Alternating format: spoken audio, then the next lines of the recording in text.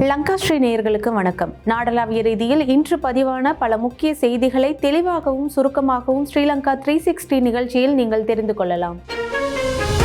வங்காள விரிகுடாவில் எதிர்வரும் 28ஆம் திகதி புதிய காற்று சுழற்சி உருவாகும் வாய்ப்பு. வடக்கு கிழக்கு மாகாணங்களுக்கு விடுக்கப்பட்டுள்ள எச்சரிக்கை. குறித்த காற்று சுழற்சி காரணமாக மீண்டும் எதிர்வரும் 28ஆம் திகதி முதல் வடக்கு கிழக்கு மாகாணங்களுக்கு மழை கிடைக்க தொடங்கும் என எதிர்பார்க்கப்படுவதாக யாழ் பல்கலைக்கழக புவியியல் துறை சிரேஷ்ட விரிவுரையாளரும் காலநிலை அவதானிப்பாளருமான பேராசிரியர் நா. பிரதீபராஜா தெரிவித்துள்ளார். இந்த மழை எதிர்வரும் ஜனவரி 7ஆம் திகதி வரை தொடரும் எனவும் அவர் தெரிவித்துள்ளார். ஆனால் இடையில் ஒரு சில நாட்கள் மழையற்ற நாட்களாக அமையலாம் எனவும், இதேவேளை எதிர்வரும் 31ஆம் திகதி முதல் மத்திய மாகாணம், ஊவா மாகாணம், வடமத்திய மாகாணம், தெற்கு மாகாணம் மற்றும் சப்ரகமுவ மாகாணங்களுக்கு மழை கிடைக்க தொடங்கும் எனவும் அவர் தெரிவித்துள்ளார்.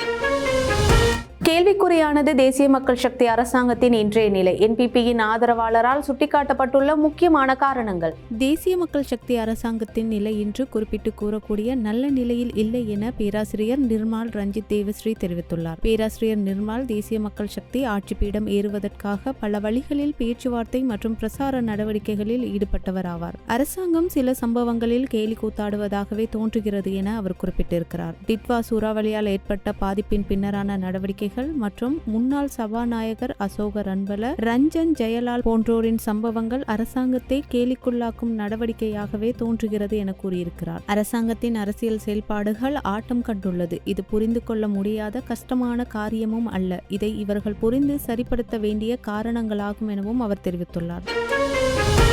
நாட்டில் புதிய அரசியல் கலாச்சாரத்தை ஏற்படுத்துவதற்கு அரசாங்கம் முன்மாதிரியாக செயற்படுவதாக கடற்றொழில் அமைச்சர் ராமலிங்கம் சந்திரசேகர் தெரிவிப்பு. ஜனாதிபதி நிதியத்தினால் உயர்தரத்தில் சிறந்த பெறுபேறுகளை பெற்ற வடமாகாண மாணவர்களை பாராட்டும் நிகழ்வொன்றில் இவர் இதனை தெரிவித்துள்ளார். அத்துடன் போதைப்பொருள் அச்சுறுத்தலில் இருந்து எமது இளைஞர்களை பாதுகாப்பதற்கு நடவடிக்கை எடுக்கப்படும் எனவும் அவர் கூறியுள்ளார். நாட்டில் அரசியல் கலாச்சாரம் மாற்றப்பட்டு வருகிறது. சிறந்ததொரு அரசியல் கலாச்சாரத்தை உருவாக்குவதே இதன் நோக்கமாகும். புதிய அரசியல் கலாச்சாரம் என்றால் என்னவென்பதை நாம் செயலில் காட்டியுள்ளோம் என அவர் கூறியுள்ளார். தையீட்டு விவகாரம் தொடர்பில் ஒன்றிணைய தயாராகும் தமிழ் மக்கள். ஒன்றிணைந்து செயற்படுவது தொடர்பாக ஒரு தடவைக்கு 100 தடவை சிந்திக்குமாறு சட்டத்தரணி மணிவண்ணன் வலியுறுத்து. நேற்றைய தினம் தையீட்டியில் நடைபெற்ற சட்டவிரோத விகாரைக்கு எதிராக முன்னெடுக்கப்பட்ட போராட்டத்தில் வேலன் சுவாமி கைது செய்யப்பட்டமையினை வன்மையாக கண்டிப்பதாக தமிழ் மக்கள் கூட்டணியின் உபசெயலாளர் மணிவண்ணன் தெரிவித்தார். அத்துடன் தற்போது தமிழ் மக்கள் அனைவரும் ஒன்றிணைய தயார் என்ற செய்தியை பார்க்கிறோம். ஆனால் குறித்த விடயம் தொடர்பாக எமக்கு எவ்வித அழைப்பும் கிடைக்கவில்லை எனவும் அவர் சுட்டிக்காட்டியிருக்கிறார். இரணைமடு குளத்திலிருந்து கிளிநொச்சிக்கான குடிநீரை பெற்றுக்கொள்வதற்கு முயற்சி. மாவட்ட அரசாங்க அதிபரிடம் கடிதம் கையளித்த கமக்காரர் அமைப்புகளின் சம்மேளன பிரதிநிதிகள். கிளிநொச்சி குளத்தின் நீரின் தரம் மழைக்காலங்களில் குறைவாக காணப்படுகின்ற நிலையில் இரணைமடு குளத்திலிருந்து நீரை பெற்றுக்கொள்வதற்கு இரணைமடு கமக்காரர் அமைப்புகளின் சம்மேளனம் அமைப்புகளுடனும் மாகாண நீர்ப்பாசன பணிப்பாளர், பிரதி நீர்ப்பாசன பணிப்பாளர், பொறியியலாளர்களுடன் இடம்பெற்ற கலந்துரையாடலை தொடர்ந்து 3 இடங்கள் அடையாளம் காணப்பட்டிருக்கின்றன. இதனைத் தொடர்ந்து இரணைமடு குளத்திலிருந்து கிளிநொச்சிக்கான குடிநீரை பெற்றுக்கொள்வதற்கான அடையாளம் காணப்பட்ட 3 இடங்களிலிருந்து நீரை பெறுவதற்கு ஒப்புதல் கடிதத்தை மாவட்ட அரசாங்க அதிபரிடம் இரணைமடு கமக்காரர் அமைப்புகளின் சம்மேளன பிரதிநிதிகள் இன்று கையளித்துள்ளனர்.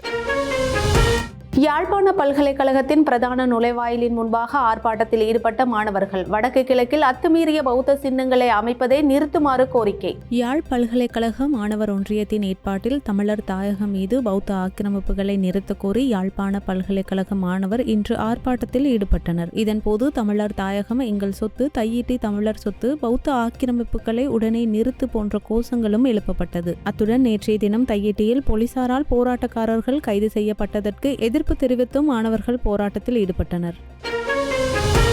டெங்கு நோயை பரப்பக்கூடிய நுளம்புகள் சூழலில் அதிகரிக்கும் அபாயம் அதிகரிப்பு. வெள்ள அனர்த்தத்தின் பின்னர் ஏற்பட்டுள்ள அசாதாரண நிலை குறித்தும் எச்சரிக்கை. வெள்ள அனர்த்தத்தின் பின்பு டெங்கு நோயை பரப்பும் நுளம்புகள் சூழலில் பரவக்கூடிய சந்தர்ப்பம் அதிகம் காணப்படுகின்ற நிலையில் அவற்றை இனங்கண்டு கட்டுப்படுத்தும் செயற்பாட்டில் கிளிநொச்சி மாவட்ட மலேரியா தடுப்பு இயக்கம் இன்று ஈடுபட்டது. திருநகர் பகுதியில் தேங்கி நிற்கும் நீர்களில் நுளம்பு பெருக்கம் இருக்கின்றதா என்பது தொடர்பில் அவதானம் செலுத்தப்பட்டுள்ளதாகவும் தெரிவிக்கப்பட்டுள்ளது.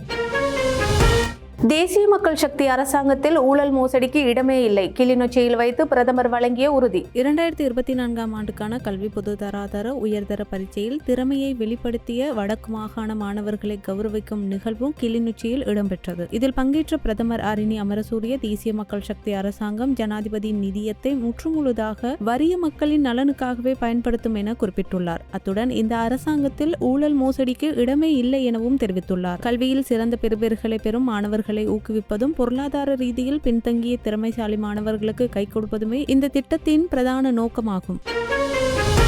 முழுமையாக மீண்டும் திறக்கப்பட உள்ள வடக்கு தொடருந்து மார்க்கம். நாளை முதல் சேவையை ஆரம்பிக்க உள்ள யாழ்தேவி தொடருந்து. வடக்கு தொடருந்து மார்க்கம் மீண்டும் திறக்கப்பட உள்ளதாக இலங்கை தொடருந்து திணைக்களம் அறிவித்துள்ளது. இதற்கமைய நாளை முதல் கொழும்பு கோட்டையில் இருந்து காங்கேசன் துறை வரை யாழ்தேவி தொடருந்து தனது சேவையை மீண்டும் ஆரம்பிக்கின்றது. இந்த தொடருந்து பயணத்திற்கான 1ஆம் மற்றும் 2ஆம் வகுப்பு டிக்கெட்டுகளை பயணிகள் இப்போது முன்பதிவு செய்து கொள்ளலாம் என தொடருந்து திணைக்களம் அறிவித்துள்ளது. டிட்வா சூறாவளியினால் 6000 வீடுகள் முழுமையாக சேதம். ஏற்கனவே பாதிக்கப்பட்ட மக்களுக்காக அடையாளம் காணப்பட்ட மாற்று நிலங்கள். டிட்வா சூறாவளியினால் சேதமடைந்த வீடுகளுக்கு பதிலாக புதிய வீடமைப்பு தொகுதிகளை நிர்மாணிப்பதற்கான திட்டங்கள் முன்னெடுக்கப்பட்டு வருவதாக வீடமைப்பு நிர்மாணத்துறை மற்றும் நீர்வளங்கள் அமைச்சர் சுசில் ரணசிங்க தெரிவித்துள்ளார். இதற்காக மாவட்ட செயலாளர்கள் ஊடாக மாற்று நிலங்கள் ஏற்கனவே அடையாளம் காணப்பட்டுள்ளதாகவும் அவர் குறிப்பிட்டுள்ளார். பாதிக்கப்பட்ட மக்களின் வாழ்க்கையை குறுகிய காலத்திற்குள் வளமைக்கு கொண்டுவர நடவடிக்கை எடுக்கப்படும். பல இடங்களில் வீடமைப்பு தொகுதிகளை நிர்மாணிக்க திட்டமிடப்பட்டுள்ளது எனவும் அவர் தெரிவித்துள்ளார். இதேவேளை வீடுகள் சேதமடையாவிட்டாலும் சில பகுதிகள் தொடர்ந்து வசிப்பதற்கு பாதுகாப்பற்றவை எனவும் அவர் சுட்டிக்காட்டியுள்ளார். இதுபோன்ற பல செய்திகளை உடனுக்குடன் தெரிந்து கொள்ள லங்காஸ்ட்ரீயின் யூடியூப் தளத்துடன் தொடர்ந்து இணைந்திருங்கள்.